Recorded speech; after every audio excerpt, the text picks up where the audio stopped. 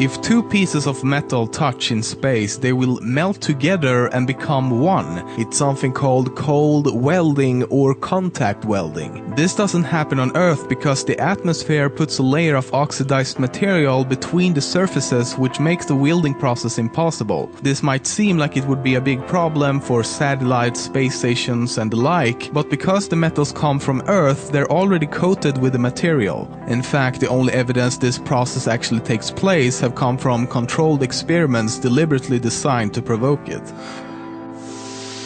Most of us think we know the planets of our solar system. We have Mercury, Venus, Earth, Mars, Jupiter, Saturn, Uranus and Neptune.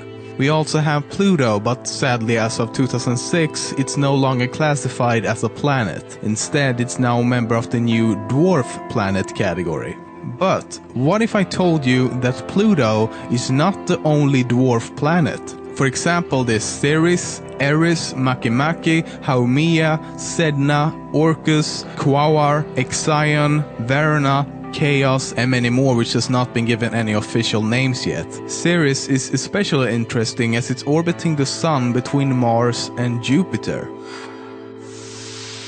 When you mention black holes, the first thing people often imagine is something like this. An almost two-dimensional disc-shaped object that pulls everything in on one side with nothing appearing on the other. This is of course all thanks to the interpretations of black holes by popular sci-fi movies and TV shows. In reality, a black hole is not much unlike a star or planet in the sense that it's actually a sphere with an immense gravitational field that pulls everything in from all directions. The sun, you know that thing that's keeping you alive and shit, is actually not yellow. It only appears yellow because of the Earth's atmosphere. In reality, the sun outputs all colors in the visible spectrum at almost an equal intensity, which means the true color of the sun is actually white. The tagline, "In space, no one can hear you scream," from the movie Aliens from 1979 is entirely true, as sound waves cannot travel in a vacuum. Sound waves, unlike radio waves for example, needs particles to travel through.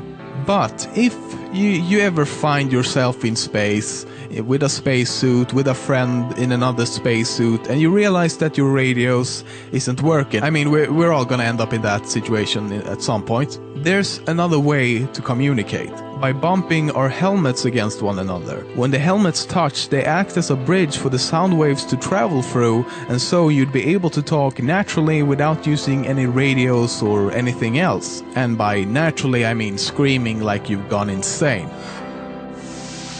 Stars can be freaking weird. For example, there's a star out there with the memorable name of WISE 1828 + 2650. But it's not the name which is interesting, rather how cold it is. It's what's called a brown dwarf star, and it's the coldest star ever found, with a temperature range of -23 to 127 degrees Celsius. Yeah, a star that can be colder than you are. Another weird star is BPM 37093. Gotta love these names. But the star's core is made of diamond. 10 billion trillion carats of diamond to be precise. And neutron stars is even weirder. Neutron stars are so dense that a single teaspoon of its material would weigh over 100 million tons.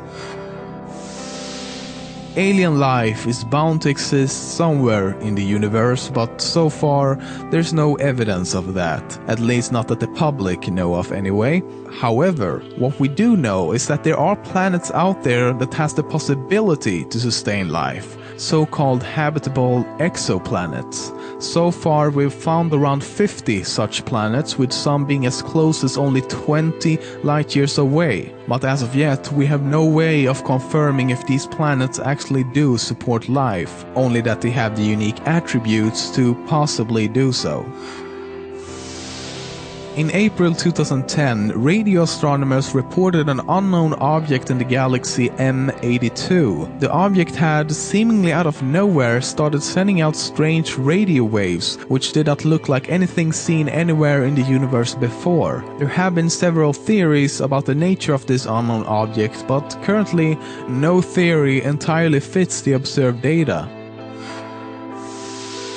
Did you know that our own galaxy, the Milky Way, is right now colliding with another much smaller galaxy?